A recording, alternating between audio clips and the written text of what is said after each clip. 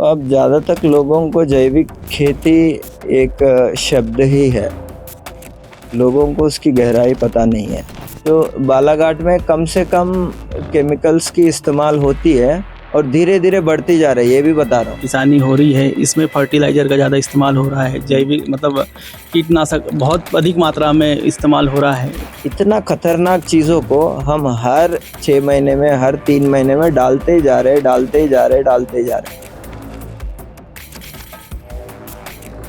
लोगों की इम्यूनिटी ख़त्म होते जा रहा है। शरीर के लिए योग कितना फ़ायदेमंद होता है और बाकी लोगों को क्या सलाह देना चाहेंगे, योग से क्या-क्या फ़ायदे होते हैं? फिर हम उसके IBC 24 में आज हम आपको एक ऐसी शख्सियत से मिलाने वाले हैं जिन्होंने कभी चाइना में जाकर MBBS की पढ़ाई की, डॉक्टर बने, भारत आए और भारत के दिल्ली के बड़े अस्पतालों में लाखों रुपए की नौकरी की। उसके बाद बालाघाट के छोटे से ग्राम नंदोरा में आकर खेती बाड़ी का कार्य कर रहे हैं। आखिर ऐसा क्या हुआ कि उन्होंने चमक धमक की ज़िंदगी छोड़कर गांव की मिट्टी का जीवन अपनाया और यहाँ पे साधारण से किसान के रूप में अपना जीवन जी रहे हैं। हमारे साथ में डॉक्टर निरंजन मौजूद है जो कि मूलतः आंध्र प्रदेश के रहने वाले हैं। उनसे हम चर्चा करेंगे। सर ये बताइए आपका एजुकेशन क्या था? सबसे पहले आपने किस किस चीज़ की पढ़ाई की है? क्या सिस्टम रहा है आपका पढ़ाई का? पूरा बताइए, कहाँ से आपने MBBS किया था? तो ज़्यादा तक 10 तक तो सबके लिए कॉमन है। 10+2 जो बायोलॉजी लिया हूँ मैं, और उसके बाद जो मेडिकल एंट्रेंस के लिए प्रिपेयर कर रहा था, तो मेरा फर्स्ट टाइम जो रैंक आया उसमें मेरे को एडमिशन नहीं मिला। उसके बाद चाइना जाने की एक प्रयास किए घर वाले कि पापा के एक दोस्त और उनके मित्र लोगों ने इसके बारे में बताया करके। फिर हम भी सोचे कि जाके करेंगे तो कैसा रहेगा। फिर हम उसके थ्रू चाइना गए, उधर MBBS किए। फिर उसके बाद इंडिया आए। इधर भी हमको एक एंट्रेंस एग्जामिनेशन क्लियर करना पड़ता है, वो क्लियर करके दिल्ली में काम किए। फिर उसके बाद हमारी जीवन में काफ़ी सारे सवाल उठे, सवाल आए कि आखिर हम लोगों को किस तरह से इलाज करना चाहिए और किस तरह की जीवन शैली में लोगों को रहना चाहिए। तो उसके बाद ये इरादा लिए। मन में ऐसा विचार क्यों आया कि आपको बालाघाट के ही एक छोटे से गांव में यहाँ पे रहना है, यहाँ पे खेती किसानी का कार्य करना है, जैविक तरीके से आप खेती किसानी कर रहे हैं, ऐसा विचार कब आया आपके मन में? तो अब ज़्यादातर लोगों को जैविक खेती एक शब्द ही है, लोगों को उसकी गहराई पता नहीं है कि जैविक खेती होती कैसी है, उसको कैसे चालू कर सकते हैं और उसके लिए क्या ज़रूरी है। जैविक खेती कहीं पे भी हो सकता है ऐसे सोचते हैं, लेकिन जब हज़ारों लोग काफ़ी सारे मिश्रण की जो दवा बोला जाते हैं, ऐसे केमिकल्स को इस्तेमाल कर रहे हैं, उनके बीच में एक आदमी अकेला जैविक खेती नहीं कर सकते। तो जैविक खेती करने के लिए उस तरह की वातावरण होना भी ज़रूरी है। तो बालाघाट ऐसी क्षेत्र में एक है, अब गिने चुने क्षेत्र है, तो बालाघाट में कम से कम केमिकल्स की इस्तेमाल होती है और धीरे-धीरे बढ़ती जा रही है, ये भी बता रहा हूँ। क्योंकि धीरे-धीरे इधर की भी लोग जानने लगा कि कोई भी चीज़ डालेंगे तो फसल बढ़ेगी, बाहर से बीज लाएंगे तो उसका फसल बढ़ जाएगा और पैसा मुनाफा ज़्यादा आएगा। तो यही बात के पीछे जाते हुए लोगों मतलब खेती को ही बदला दिए लोग। एक तरह से खेती खराब होने की कारण भी यही था, सिर्फ फसल और उत्पादन के हिसाब से खेती को देखा नहीं जाएगा। क्योंकि आप डॉक्टर हैं, आजकल देखा जा रहा है कि जो भी खेती किसानी हो रही है इसमें फर्टिलाइज़र का ज़्यादा इस्तेमाल हो रहा है, जैविक मतलब कीटनाशक बहुत अधिक मात्रा में इस्तेमाल हो रहा है। तो इसका मानव जीवन पे किस तरह का बुरा प्रभाव पड़ सकता है, क्या मानते हैं आप? तो ये एक चीज़ ये है, इसको वैज्ञानिक तरह से देखा जाए तो लोग इसको बिल्कुल डिकोड भी नहीं कर पा रहे हैं।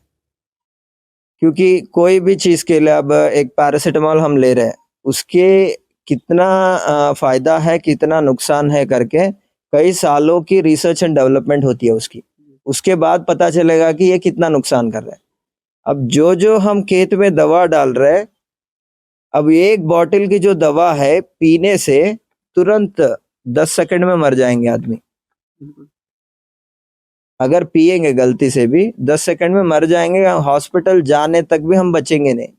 इतना खतरनाक चीजों को हम हर 6 महीने में, हर 3 महीने में डालते ही जा रहे, डालते ही जा रहे, डालते ही जा रहे। तो वो किस तरह से धरती जल रहा है और किस तरह से हमारे ऊपर असर पड़ रहा है, ये समझने की कहानी कई सालों की है। 1 साल में, 10 साल में समझ में नहीं आएगा।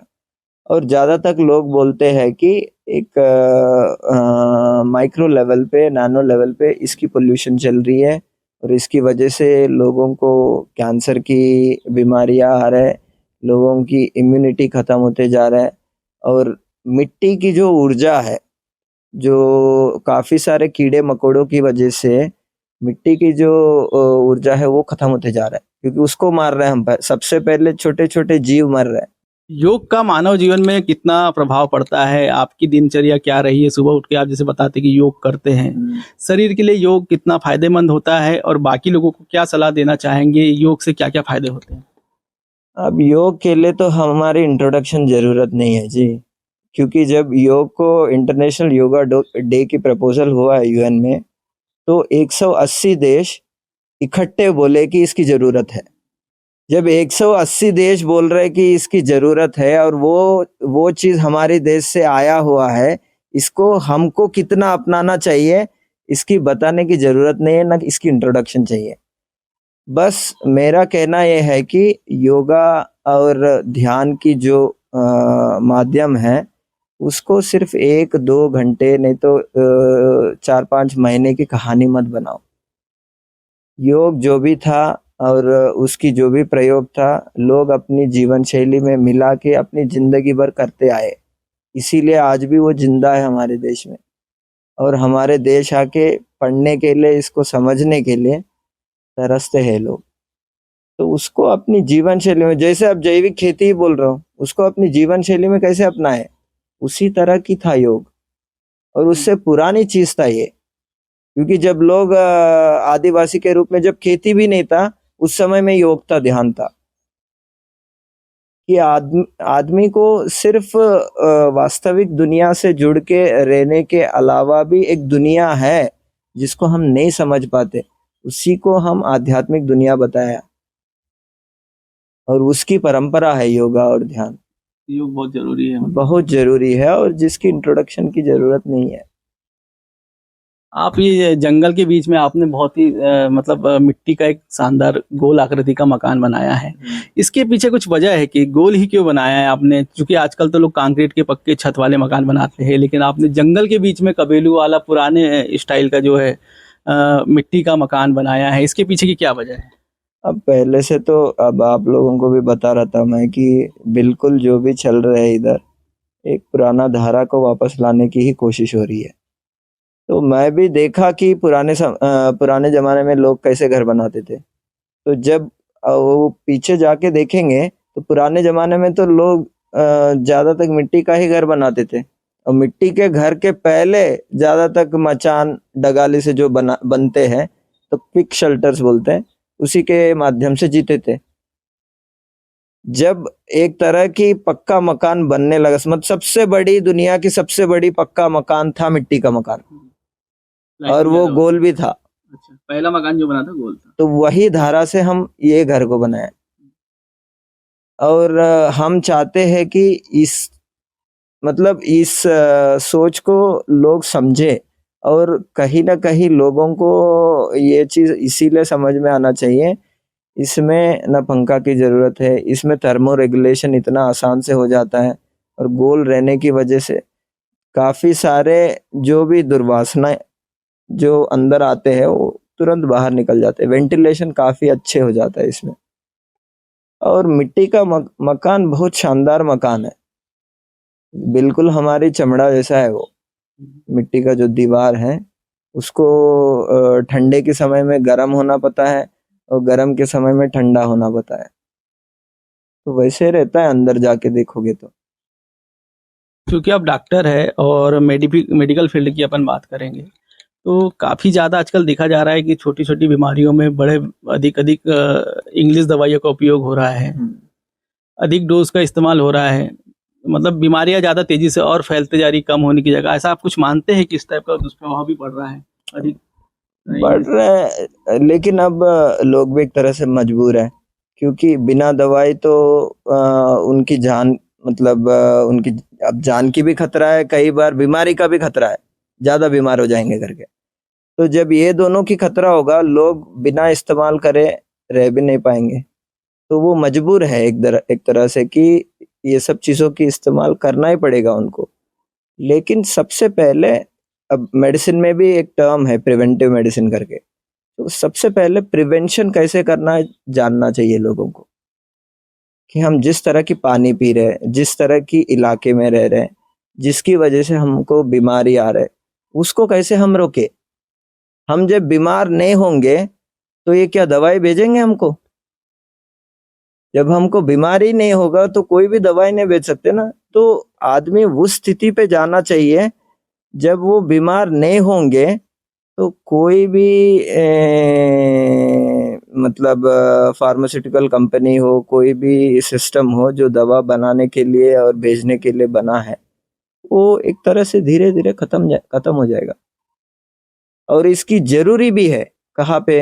अब सबसे पहले पेनिसिलिन की, काफ़ी सारे एंटीबायोटिक्स की जब इन्वेंशन हुआ है, उस समय में लोग तरसते थे कि हमारा इलाज हो जाए। आज के समय में एंटीबायोटिक बिना ज़रूरत नहीं है, अब 7 दिन में ठीक होने वाली, इसके लिए 15 दिन ले रहे हैं। अब कई लोगों को बताने वाले नहीं होंगे, तुम 1 महीना 2 महीने भी ले रहे हैं। और डायबिटीज़, बीपी के लिए अब आपकी जीवन शैली बदलोगे, आपको ज़िंदगी भर दवा लेने की ज़रूरत नहीं है, लेकिन आप जीवन शैली नहीं बदल रहे हो, अब ज़िंदगी भर दवा ले रहे हो। तो ये सब चीज़ों को लोग अपने स्थल पे समझना बहुत ज़रूरी है। जब समझेंगे, फिर ये चीज़ों की इस्तेमाल नहीं होगा। जब इसकी इस्तेमाल नहीं होगा, तो अपने आप उसकी प्रोडक्शन भी खत्म हो जाएगी। तो लोगों पे है ये। काफ़ी सारे चीज़ सरकार भी, सिस्टम भी रेगुलेट कर सकता है, लेकिन एक हद तक ही कर सकता है। काफ़ी सारे चीज़ अपने इंडिविजुअल लेवल पे जब हम बदलेंगे नहीं, तो वो बदलाव समाज में भी नहीं आएगा। तो ये आदमी को अपने स्तर पे समझना काफ़ी ज़रूरी है कि हमको बीमार नहीं होना चाहिए। जब हम बीमार नहीं होंगे, कोई भी दवा की इस्तेमाल नहीं करेंगे, तो ये सिस्टम अपने आप सुधरेगा। तो ये थे डॉक्टर निरंजन जी, जिनसे हमने मेडिकल, जैविक खेती, स्वास्थ्य और अन्य कई सारे मुद्दों पे बेबाकी से चर्चा की। IBC 24 न्यूज़ के लिए बालाघाट से मैं हितेन चौहान।